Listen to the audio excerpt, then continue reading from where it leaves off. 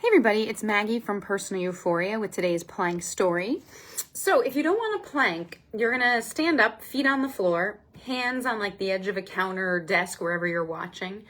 And then you're going to keep your hands and feet fixed and move any way you want. It's a little freestyle, so you can do a wiggle, you can hinge forward, like a push-up on the table, sway side to side.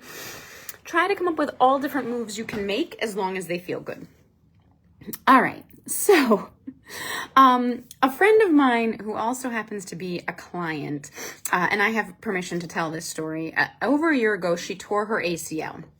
And she did the regular PT that anyone would go through, but she's very physical and she skis, so she really wanted to ensure she was ready for skiing and getting back in shape, so she added additional physical therapy geared towards athletes. And one of the things they were working on with her was called BFR, so blood flow restriction therapy, where they basically, the injured muscle, they put like a blood pressure cuff on it and you exercise while there's reduced blood flow, like 80% reduction in blood flow. And she was telling me about this and what it felt like and how difficult it was. And I was kind of fascinated by it. I'd still want to do more research, but I said to her, I want to try this. I want to know what this feels like. Like, it's hard to like understand. Like, it does seem like it would be wicked hard. Like, what's happening? So on Friday, I crashed her physical therapy session. It was planned, but I went and the PT knew and was okay with it and like let me do all the exercises with her. And so you do 4 exercises in 30 minutes and you repeat each exercise for 4 rounds of 10. And so they put the cuff on, they set it to me. And the first exercise, believe it or not, is on the Pilates reformer and a move I'm familiar with. So you're going to have one leg on the bar and you're going to push out and in, kind of like a one-legged squat, except you can set the tension. Like, in and of itself, this is not a challenging exercise, right? So and we're going to alternate. So we're going to do the leg with the restriction on it. Then as a break, do the other leg. Then do the restricted leg again. So I do the restricted leg first. Honestly, I'm like, okay. I mean, that feels okay. Like nothing really that notable. Do my break leg. Then I go back to do the restricted leg. And I am not kidding when I say I could not move. I couldn't push the carriage out. I couldn't figure out how to make my leg work. It felt like the muscle was cramping, but not quite. I felt like I had zero strength. And they were kind of like, just trust it. It's mind over matter. You can do it. And like, so with all my might, I push and I get like 3 and I take a break and I get like 3 more in this second set of 10, at which point the PT says, your friend's been doing this a little while. So she's up to, she does 4 sets of 10. Maybe you want to start with 3 sets of 10. And I'm like, you think? Sure, that's fine. I'm sold. I know right now I can't do 4 sets of 10 of these. Except my friend had not built up. She started with 4 sets of 10. So then I go to the break leg and now I have to hold my blood flow restricted leg in the air. Agony. It's not a break. The muscle is hurting. It's not relaxed. I switch sides. I can't move the machine. So they take my tension down. I get 10 more out. My friend says, listen, when you stand up, you can kind of wiggle around. It helps. I stand up. I feel like I can't put any weight in the leg. And now I'd like to remind you, as you know, if you've ever done physical therapy, it's not like you're in a room alone with your therapist. You're in a big square with a ton of people doing physical therapy and with all their different therapists. So it's not private. And I know I can be loud and over dramatic. Like if Matt gives me a back rub, he'll be like, oh, I hope you don't make these noises when you get a massage. And I'm like, I don't. I know I rein it in. When I work out alone, I make a lot of noise, like for things that feel good or grunts if it's hard. If I go to a fitness class, I do my best to rein this in. I'm about to lose all my ability to filter and rein in all my discomfort. So I stand up and I can put like no weight in the restricted leg. So I'm using like all the equipment they have to get over to like the next exercise. I'm like hobbling on like one foot. The next exercise is lying down and it's a hamstring exercise. And she's like, your friend's going to do this one leg at a time. You might want to do both legs together. And I'm like, sold. I'm like, I don't need to make this harder. I can barely move. The first set's not that bad because honestly, like I just felt numb. And then I took a break and the break was like not a break. I'm in the break mode. I'm in agony, but I can't figure out how to move my leg back into position to do the exercise again. Because it would like come and go in fits and spurts. Like it was always bad, but it had these peaks of intensity where like I just could not figure out how to move the muscles of my leg. And my friend and the PT are like having a conversation and I'm like, I can't, how are they talking? I can't even focus. I have no idea what they're talking about. They're right next to me, like, no clue what they're engaged in. At which point my friend looks at me, she goes, Maggie, are you crying? And I said, I don't know. I might be.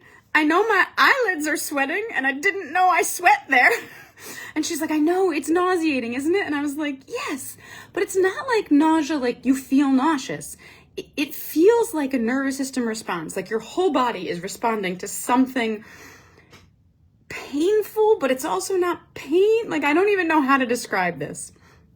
So we finish that round and they tell us the third exercise, which is this move that is wicked challenging, even if you aren't in blood flow restriction.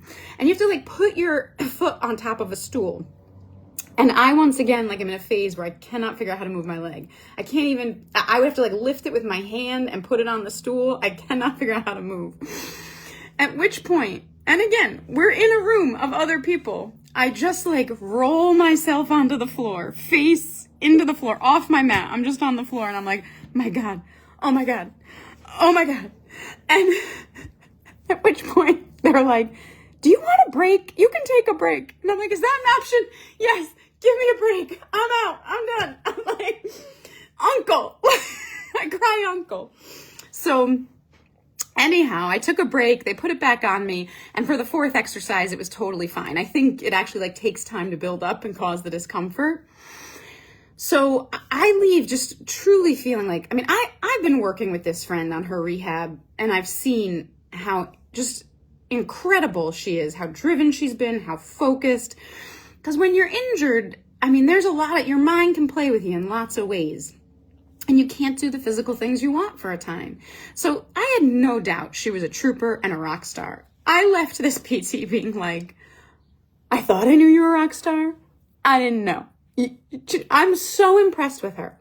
But I would say, it's the second they took it off, it's relief.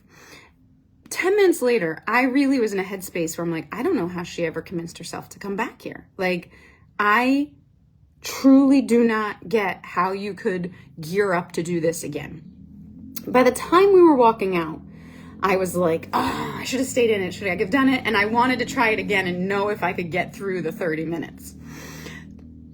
So my brother, because I was telling him about this, says, Maggie, like, you teach people all the time, like, not to work through pain and that you can heal without pain and movement shouldn't be pain. What do you think of this?